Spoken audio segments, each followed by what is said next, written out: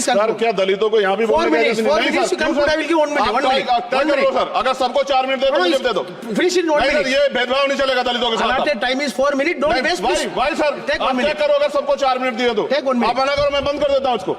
क्या दलितों को सबसे आखिरी में नंबर मिलेगा और बोलने का मौका मिलेगा? क्या मजाक कर रहे हैं सर आप? नो, ये all independent people are having only 4 minutes. You take sir. Independent में अपनी पार्टी का मेंबर हूं सर, और जीत के आया हूं सर, किसी के दया में नहीं आया।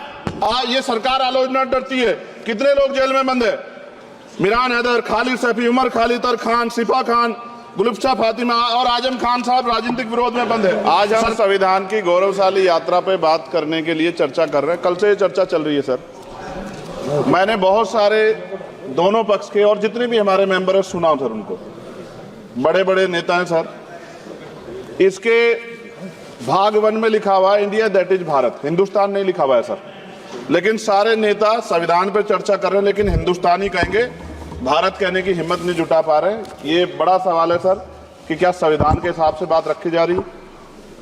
मैं धन्यवाद दूंगा फूले साहू बाबा साहब अम्बेडकर को और मेरे नेता मान्यवर साहब श्री काशीराम को।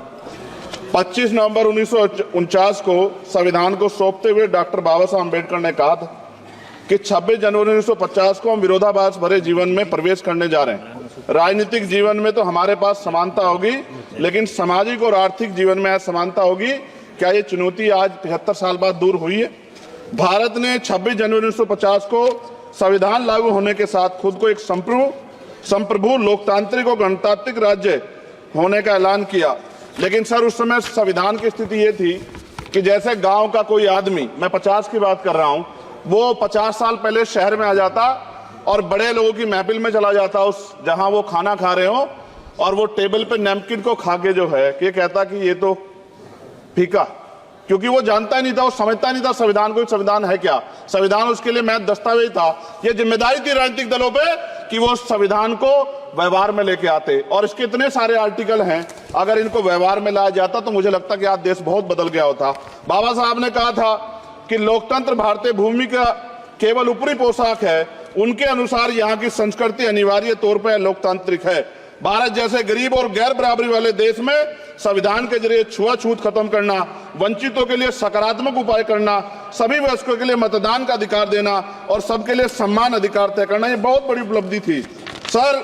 ये संविधान है कि आप वहां बैठे हैं और मैं यहाँ खड़ा होकर अपनी बात रख रहा हूं, और इस देश में आदिवासी महिला के तौर पे जो है राष्ट्रपति बनी है, और प्राइम मिनिस्टर तो नहीं बना, लेकिन शेड्यूल कास्ट के बड़े नेताओं को भी जो है राष्ट्रपति बनने का मौका मिला। इस संविधान की देन, अगर वोट हम पे नहीं होता तो शायद अमीर और जो राजा महाराजा खुद को मानते हैं हमारी गलियों तक नहीं आ पाते, हमारे हाल नहीं जान पाते। आजादी का मतलब सर सिर्फ अधिकार पाना भर नहीं है, इसके लिए हमारे संविधान में सरकार और नागरिकों के अधिकारों के साथ साथ उनके कर्तव्यों का विस्तार से उल्लेख किया गया है।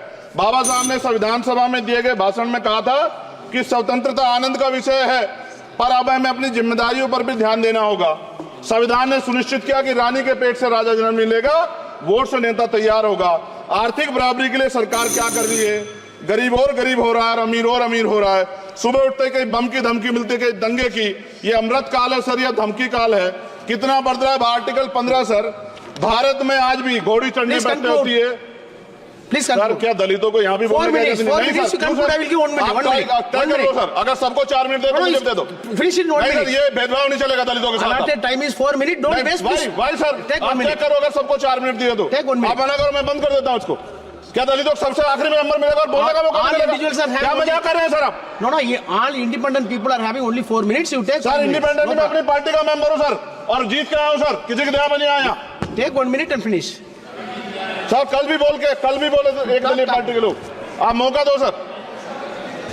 मूछे रखने पर हत्या होती है, महिलाओं पे, छोटे मासूम बच्चों पर रेप हिंसा होती है। एनसीआरबी का डाटा देकर डर लगेगा। यही 1 किलोमीटर में संविधान को जला गया, और महाराष्ट्र के परभनी में अभी भी संविधान को नष्ट किया गया, उसकी कॉपी को।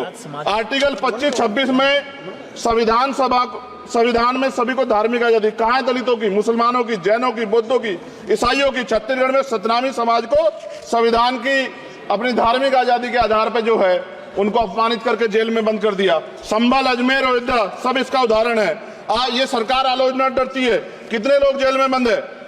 मिरान हैदर, खालिद सैफी, उमर खालिद खान, सिफा खान, गुलफ्शा फातिमा और आजम खान साहब राजनीतिक विरोध में बंद है। सरकार यहाँ बैठी है, सरकार सामाजिक न्याय की बात करती है। बताए कितने दलित मुख्यमंत्री बना रखे हैं आपने? 13 ज्यादा सरकार स्टेट में सरकार है। कितनी महिला मुख्यमंत्री है? आपकी सरकार ने सुप्रीम कोर्ट के आदेश के बाद रिजर्वेशन प्रमोशन में जारी नहीं किया, और ओबीसी को पॉलिटिकल रिजर्वेशन आप देंगे नहीं देंगे, आप बताने का काम करें। मैं 75 साल की गौरव यात्रा में हम एक सभ्य समाज नहीं बना पाए, इसलिए जाति आधार पर SC ST OBC के बच्चों को प्राइमरी स्कूल से लेकर उच्च संस्थानों में भेदभाव किया जाता है। सरकार निरंकुश हो गई, कोई बुलडोजर से कार्रवाई करता है। कल मंत्री जी ने कहा हमने राष्ट्रीय पिछड़ा वर्ग आयोग बनाया, 69 शिक्षक भर्ती में उसकी सिफारिशों को नहीं माना। EWS के जरिए आपने संविधान पे आरक्षण के प्रावधान पे हमला किया। 1 मिनट में खत्म कर रहा हूं सर। संविधान सर न्यायपालिका में आर्टिकल 124 ये कहता है सर, ये अधिकार जो है। Sanjay sir ji please conclude sir 1 minute में प्लीज संविधान में न्यायाधीशों की नियुक्ति का अधिकार राष्ट्रपति के द्वारा होना चाहिए, अभी तक नहीं हो रही है। All India judicial service commission कब बनेगा? क्या चंद परिवार ही सर जज बन सकते हैं? और आज हम सर, मैं सरकार से सवाल पूछना चाहता हूं सर, सेवाओं में SC ST OBC वर्ग का कितना प्रतिनिधित्व है? भारत सरकार के मंत्रालयों के अधीन PSU में, बैंकों, बीमा कंपनियों में और स्वस्थायी संस्थानों में आउटसोर्स तथा कॉन्ट्रैक्ट पर वर्तमान कार्यरत कर्मचारी कुल कितनी संख्या है? आउटसोर्स और कॉन्ट्रैक्ट में कार्यबल SC ST OBC कितना प्रतिशत है? निजी क्षेत्रों में कार्यरत कर्मचारी उनके SC ST OBC की वर्ग लाभ। सर खत्म कर, लास्ट पॉइंट सर मैं फिर स्पष्ट तौर पर कह रहा हूं सर, यहां बैठे SC और OBC के मेंबर से कह रहा हूं सर, उनको सामाजिक जिम्मेदारी का ध्यान भी रखना चाहिए। पार्टी के प्रति वफादारी के साथ साथ अपने वर्गों के प्रति ईमानदारी भी रखनी चाहिए। ईमानदारी नहीं होगी तो उन वर्गों का भला नहीं हो सकता, और हमें बहुत सरकारों से उम्मीद नहीं है। बहुत बहुत धन्यवाद सर। Thank you.